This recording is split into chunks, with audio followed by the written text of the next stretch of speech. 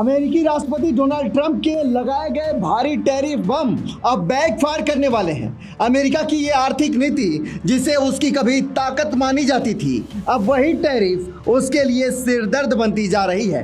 America के कड़े tariff के बाद एक तरफ जहां भारत को भारी नुकसान झेलना पड़ सकता है, वहीं दूसरी ओर चीन की भी बेचैनी बढ़ गई है। इस बढ़ते आर्थिक दबाव और डॉलर की मजबूती के बीच चीन अब 7 सालों बाद पहली बार भारत के प्रधानमंत्री मोदी से मिलने को बेकरार है और बेसब्री से इंतजार कर रहा है। मोदी और चीन की इस नई रणनीति से डॉलर की उल्टी गिनती भी शुरू होने वाली है। इस मुलाकात में दोनों महाशक्तियां मिलकर डॉलर को कमजोर करने की रणनीति बना सकते हैं ताकि वैश्विक बाजार में अपना दबदबा कायम रखा जा सके। अब सबकी निगाहें इस पर टिकी हैं कि मोदी और चीन मिलकर दुनिया के आर्थिक खेल में बड़ा बदलाव लेकर आएंगे। अमेरिकी राष्ट्रपति डोनाल्ड ट्रंप की टैरिफ नीति से बढ़ते असमंजस के बीच चीन अब भारत के साथ रिश्तों में सुधार की कोशिश करने में लगा है। इस बीच एससीओ समिट में पीएम मोदी के स्वागत को लेकर चीन बेचैन लग रहा है। ये बेचैनी ग्लोबल पॉलिटिक्स और आर्थिक रणनीतियों में बदलते समीकरणों का नतीजा है। भारत और अमेरिका के बीच संबंधों में तनाव की वजह 50% टैरिफ बना है।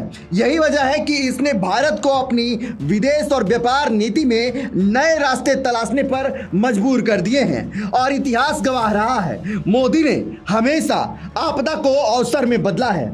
बता दें कि ये टैरिफ दुनिया के किसी भी देश पर अमेरिका की ओर से लगाया गया सबसे ज्यादा टैरिफ है। भारत के बाद सिर्फ ब्राजील ही ऐसा दूसरा देश है जिस पर डोनाल्ड ट्रंप ने 50% टैरिफ लगाया है। बाकी देशों की बात करें तो सभी का टैरिफ भारत और ब्राजील के मुकाबले लगभग आधे के नजदीक है।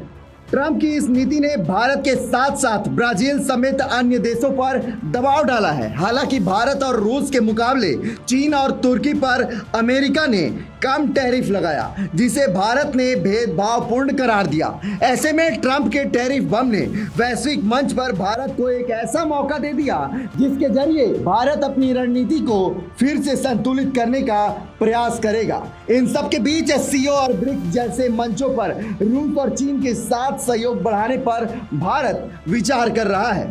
इसका नतीजा यह है कि अगर पीएम मोदी तियानजिन में 31 अगस्त से 1 सितंबर के बीच होने वाली एससीओ समिट में शामिल होते हैं तो 2020 में गलवान घाटी संघर्ष के बाद ये उनकी पहली चीन यात्रा होगी।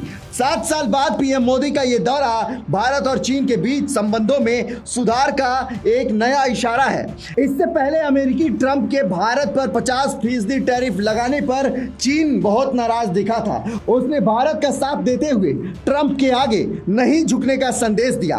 चीनी विदेश मंत्रालय के प्रवक्ता गुओ जियाकोन के मुताबिक चीन पीएम मोदी का स्वागत करता है, साथ ही इस एससीओ समिट को दोनों देशों के बीच दोस्ती और एकजुटता का मंच मानता है।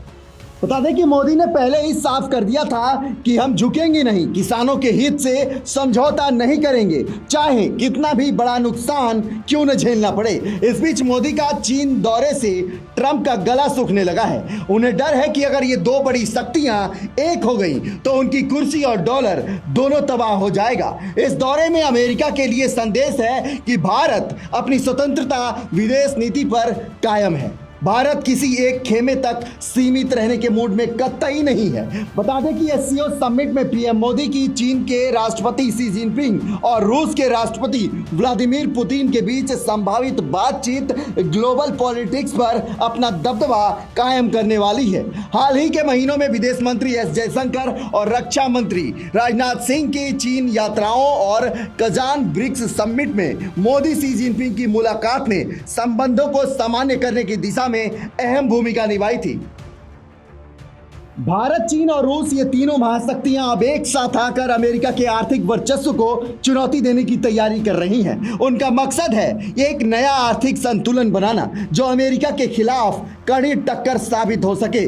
ट्रंप की टैरिफ पॉलिसी ने वैश्विक सप्लाई चेन को अस्त व्यस्त कर दिया है, जिससे अमेरिका के कई उद्योगों को भारी नुकसान झेलना पड़ रहा है। वहीं भारत, चीन और रूस ने इस स्थिति का फायदा उठाते हुए डॉलर की ताकत को कम करने और उनकी मुद्राओं को मजबूत करने की रणनीति बनाई है। बहरहाल इस पर आपकी क्या प्रतिक्रिया है, कमेंट कर हमें जरूर बताएं और वीडियो को ज्यादा से ज्यादा शेयर करें।